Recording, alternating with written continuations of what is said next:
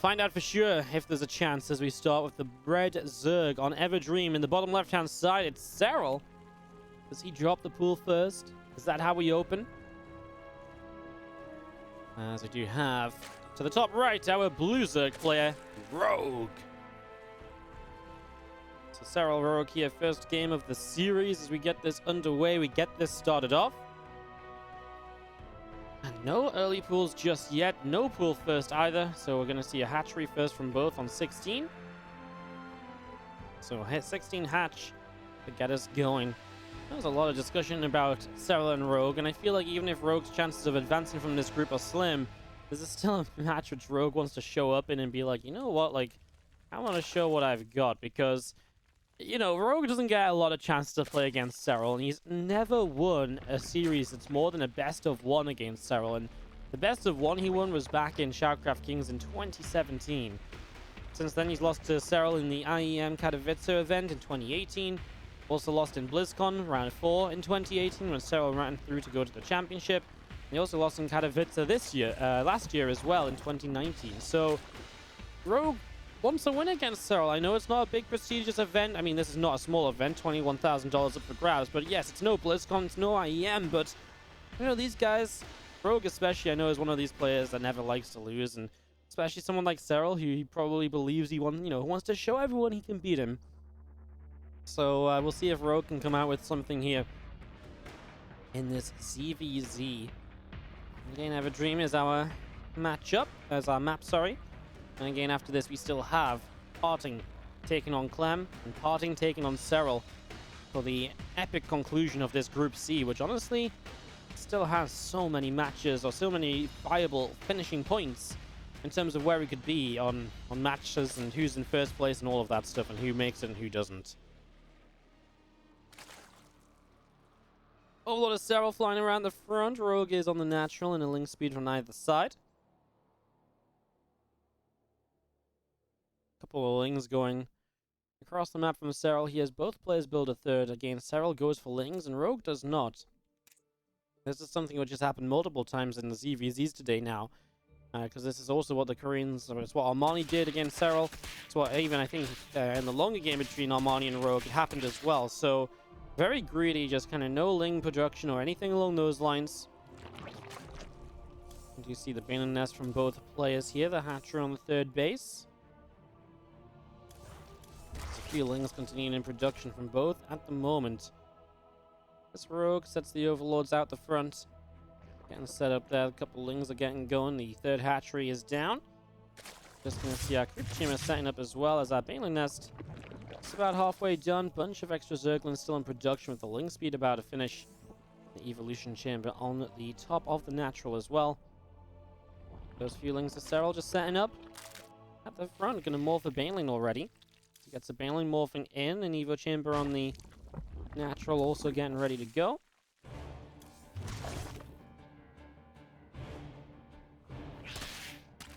He's going to come running across and going straight for that hatchery. So it is Rogue to be the aggressor. As we do see Serral with the +1 missile stun. It's a bit of a reversal of what happened on Serral versus Armani on Death Horse. I wonder if Rogue also goes Carapace and then into like a Roach Ling timing to follow up from this aggression. He's running pretty heavily at the moment. There is Carapace though, so and he cancels it and morphs some Banes. So it feels like he might need those defensively, but Serral's not making a move across the map. Yeah, just cancel Carapace, so maybe he isn't interested in that. Prioritizes the lair. So I think Rogue had a plan, but didn't like where this went initially, so has changed his mind. What a scout from Serral straight in. He's going to pick up on pretty much everything, even a ling into the main to see the lair. He sees everything he needs to see. Serral with the full scout. It's a big pickup for him. A lot of extra drones still building on either side. +1 missiles halfway done.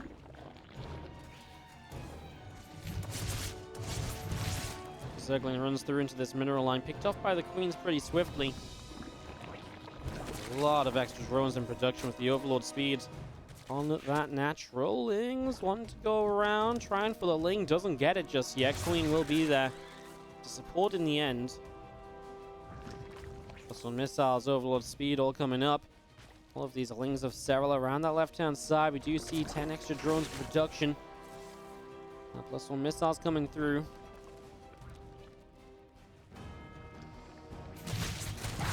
Ling runs into Mineral Lane, gets picked off pretty quickly there. The Lings get there pretty quick to deal with it, and just seeing the Overseer of Rogue building on the left-hand side. We will have a hatchery onto the low ground here from Serral as well, so gets that hatchery in the front. An Evo Chamber going to finish up soon. 4 bases.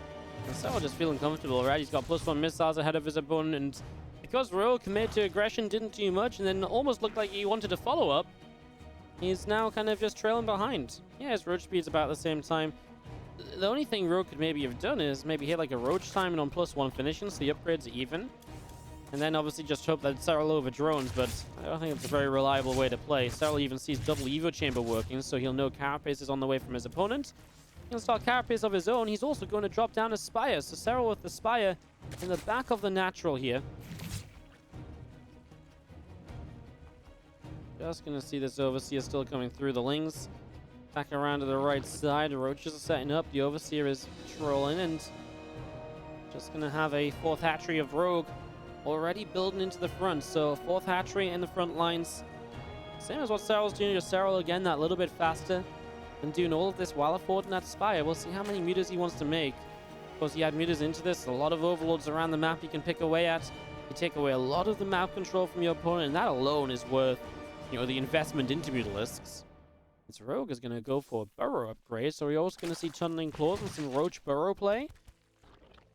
Be a fun way to change it up, something you don't see all of the time in ZvZ, as that's dead Overseer from Serral, so losing some map control of his own. We'll take this Overseer to try and just keep an eye on what's going on. Wants to try and scout around. Specifically, we'd probably like to see, are you going for a, Spire as well? You know, where are you at? What's your gas count looking like? Lots of information to pick up on, so Serral just picking up the little pieces of info and trying to run with it as the Lings of Serral up the right side. Wanting to go into the 3rd, not quite able to. Lings to the low ground. Doesn't quite grab the Queen as the Roaches get there, pushing the Lings away. And yeah, I mean, you know, for so much going on, it's been a fairly passive game, actually, right? Not a lot has really happened out and around the map. Rogue is just going to drop a Hydra Den. He's going to drop an Infestation Pit. All of this stuff that Serral gets to see. I mean, this looks like we're going to play into a much later stage of this game.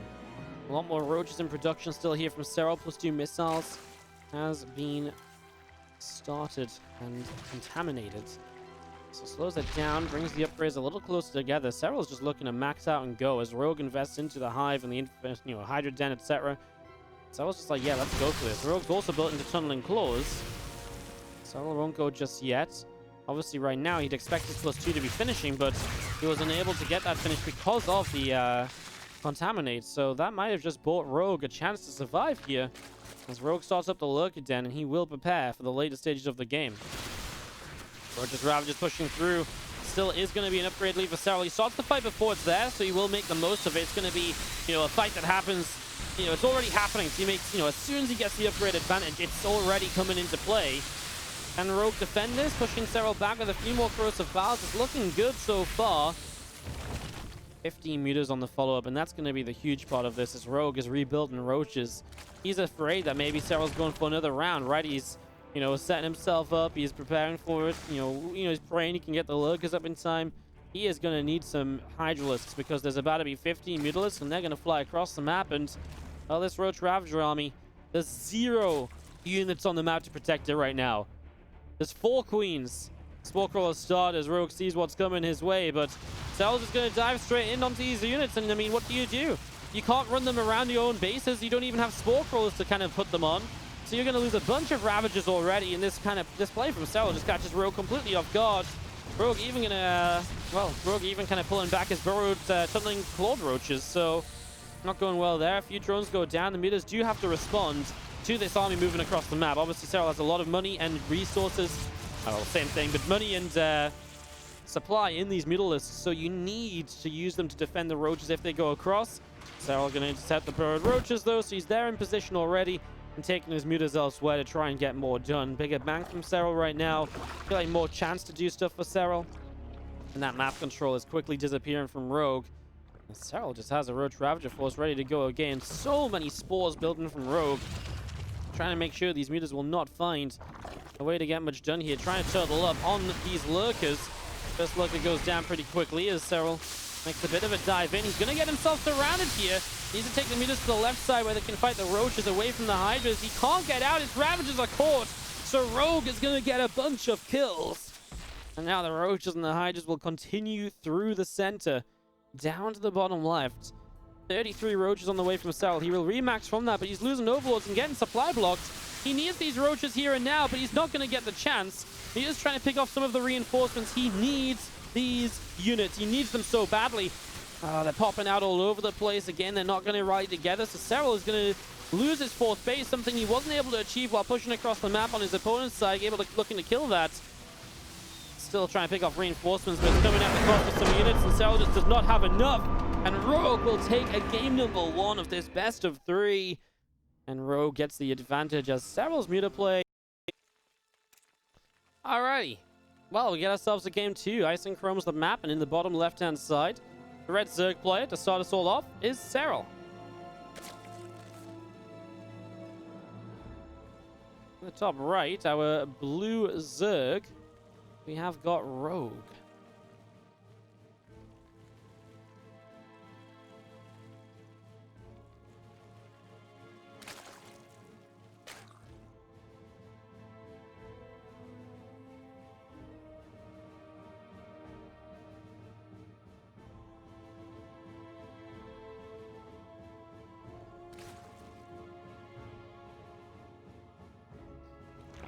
She's going to drop down on either side and just going to be seeing the overlords moving across the map here early. No early pools once again. We will start off with the hatchery first play.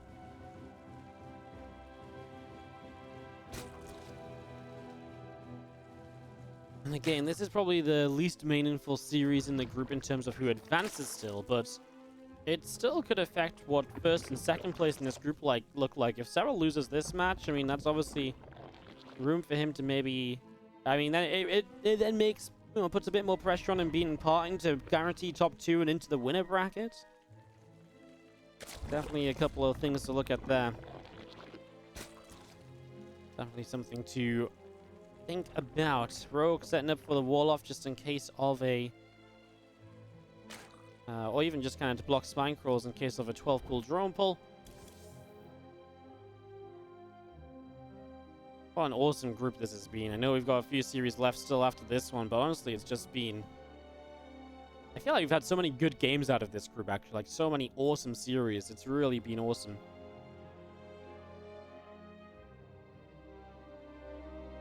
Overlords crossing each other by. Queen's coming out.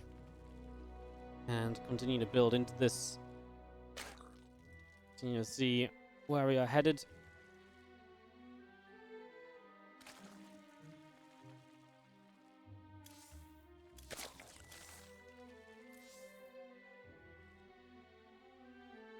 Obviously 3 hatches each here. Again, Serral makes the 2 lings. He does this pretty much all the time. This time Rogue makes 2 lings a little faster. Last time he really just skipped those 2 lings for as long as possible.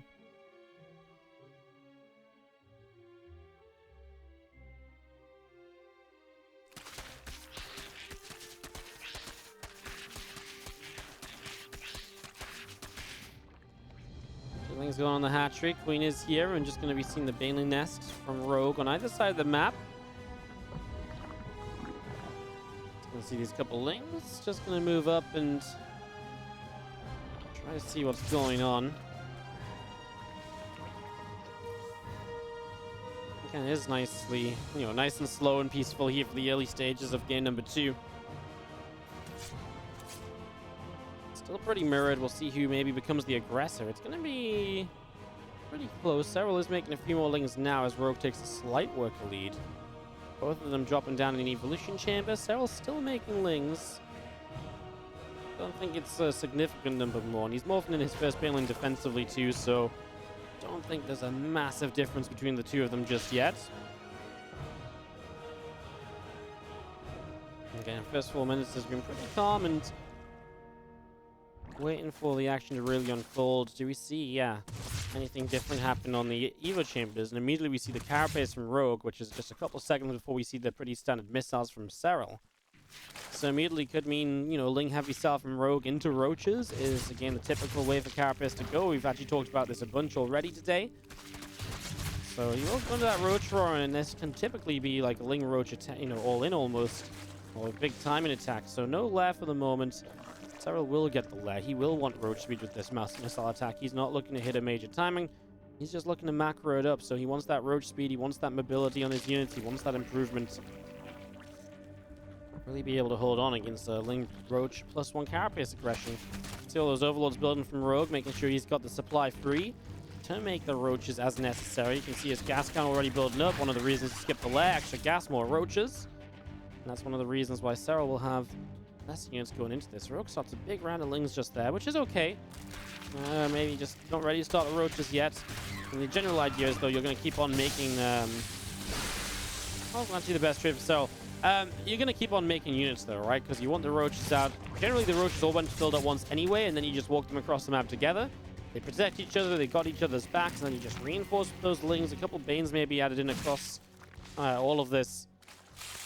Serral, 53 drones, just taking that worker lead. Can he use that worker lead now to start building up a Roach count to fight against this? The thing is, what's interesting is we've seen Serral do this similar kind of build today in the earlier series against Armani, so obviously he absolutely knows how to use this build himself, so, you know, you absolutely should know kind of roughly, you know, how you're meant to maybe deal with this and identify it and so on, so we'll see if he can. And have a few units caught up here, though, and that's a little bit of a shame. Queen and a couple Roaches going down early. Extra Roaches showing up. Obviously, every single Roach you're losing right now, though, hurts a lot. And now Carapace is done. His others done as well. First Spine Crawler's done from Serral. He makes a couple of them. Army supply about 12 difference. A lot of Banes morphing in from Rogue. So he's going to have a really, you know, powerful army. He's going to strike all at once. Really important from both sides to minimize what these Banes can do. Man, Rogue's morphing in 17 Banelings. Gets rid of the Banelings of Serral very quickly. Serral can't do much about that. These Banes are pretty much guaranteed to trade pretty well here. And is that enough for Rogue to overwhelm Serral? It may just be a few more of these Lings going down. Roaches, Banes, and Lings continuing to cross. A few more Roaches being crashed into. I think Rogue just has enough at the moment. There is a Spine Crawler on the natural. Can Serral muster up enough units to kind of start making a defense here? He still has an 8-worker lead. Obviously, he's losing a lot. Units are spawning on the top side and the bottom, so they're in the wrong places at the wrong times. And obviously, when everything's not joined up together, Rogue can overwhelm the fights. And that's kind of what happens a lot in the ZvZ, and it's starting to be what happens now. These couple of Ravagers morphing, though, and they're not ready yet. Serral will get the kill on one, so guarantees a kill instead of letting it finish and get a heal. Using the drones to try and tank a little bit as well. Serral still has the spine that's actually up on the third base. Mostly just Lings streaming across. The Roach count isn't that high anymore for Rogue. It's only about 4 Roaches. The Lings are still annoying, and that's why the drones have to be pulled in to help out. How many more drones go down? Will Serral fall too far behind in the Roach count, on the in the drone count?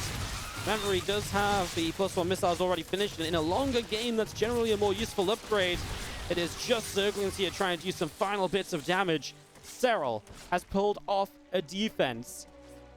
A defense where he's 4 drones behind.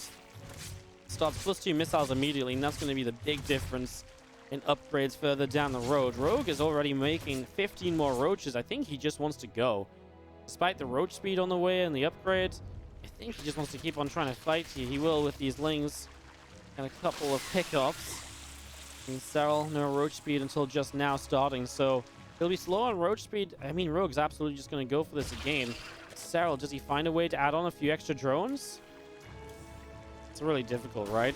And the thing is, if Rogue gets a +1 missile time, and that +1 missiles obviously finishes faster than +2, so he's going to hit with 1-1 against +1. Off of a higher worker count, and hence a few more units. And while Serral was able to defend, I think Rogue at this point is just going to have a little bit too much. Roach speed about to complete. The +1 missiles will finish on the evolution chamber. Queens come in to inject.